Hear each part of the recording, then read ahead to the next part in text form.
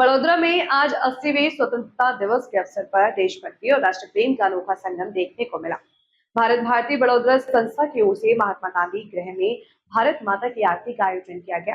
कार्यक्रम में भारत भारती वडोदरा संस्था के अध्यक्ष प्रदीप चौहान सहित कई महानुभाव उपस्थित रहे। इस दौरान बड़ी संख्या में कार्यकर्ता एवं स्थानीय व्यापारीगण भी कार्यक्रम में शामिल हुए और पूरे उत्साह एवं श्रद्धाभाव के साथ भारत माता की आरती की। आरती के दौरान पूरा परिसर देशभक्ति के नारों और राष्ट्र प्रेम की भावना से गूंज उठा। उपस्थित लोगों ने देश की एकता, अखंडता और समृद्धि के लिए प्रार्थना की। 80वें स्वतंत्रता दिवस के अवसर पर आयोजित इस कार्यक्रम में तिरंगे और भारत माता के प्रति लोगों का सम्मान एवं देशभक्ति की भावना साफ तौर पर देखने को मिली। स्वतंत्रता दिवस के मौके पर आयोजित भारत माता की आरती ने वडोदरा में राष्ट्रीय भक्ति के माहौल को और भी खास बना दिया।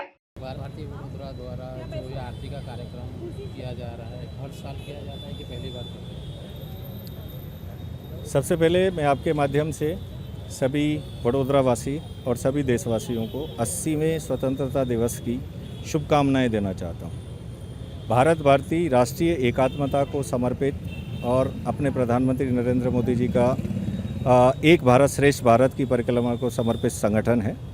भारत माता की आरती हमारा नित्य क्रम है।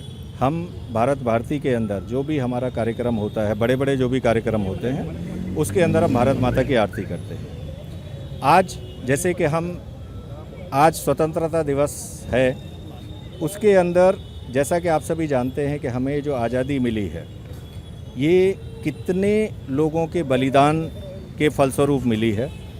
आज इस आज़ादी को आगे इसी तरीके से रखने की दायित्व जो है वो हम लोगों के ऊपर है।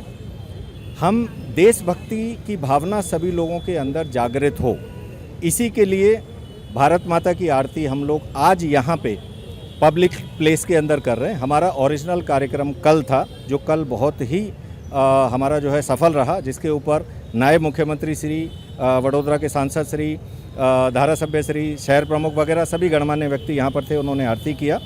आज का जो ये कार्यक्रम है भारत माता की आरती का, ये हमने यहाँ के गांधीनगर ग्रह के आसपास मंगल बाज़ार और यहाँ जो नज़दीक में जितनी भी दुकानें हैं, जो यहाँ के स्थानिक रहवासी हैं, उन लोगों के अंदर भारत माता के प्रति आदर भाव जागृत हो, देशभक्ति की भावना जागृत हो, उसको रखते हुए हमने किया है। अभी हमने अपील भी किया है कि सभी लोग यहाँ के स्थानिक जुड़ें, हम उनके हाथ से भारत माता की आरती करवाएंगे। देखिए, देशभक्ति की जहाँ तक बात है, देशभक्ति छोटी सी छोटी चीज़ों से भी शुरुआत उसके लिए की जा सकती है। जिस तरीके से आप स्वच्छता रखें, वो भी एक देशभक्ति है। अपने आसपास के वातावरण को स्वच्छ रखिए, कूड़ा यहाँ वहाँ नहीं डालें। आप ट्रैफिक के नियमों का, देश के कानूनों का पालन करें, वो भी एक देशभक्ति है। ज़्यादा से ज़्यादा जितना हो सकता है वृक्ष लगाएं, पर्यावरण की रक्षा करें, जो आज के समय की सबसे बड़ी ज़रूरत है, वो भी देशभक्ति का ही एक स्वरूप है। हम अपने बड़े बुज़ुर्ग जो भी हैं, और ख़ास तौर से महिलाएं हैं, हमारे बुज़ुर्ग हैं, उन सब के प्रति हम आदर की भावना रखें, उनका ध्यान रखें, वो भी एक देशभक्ति है।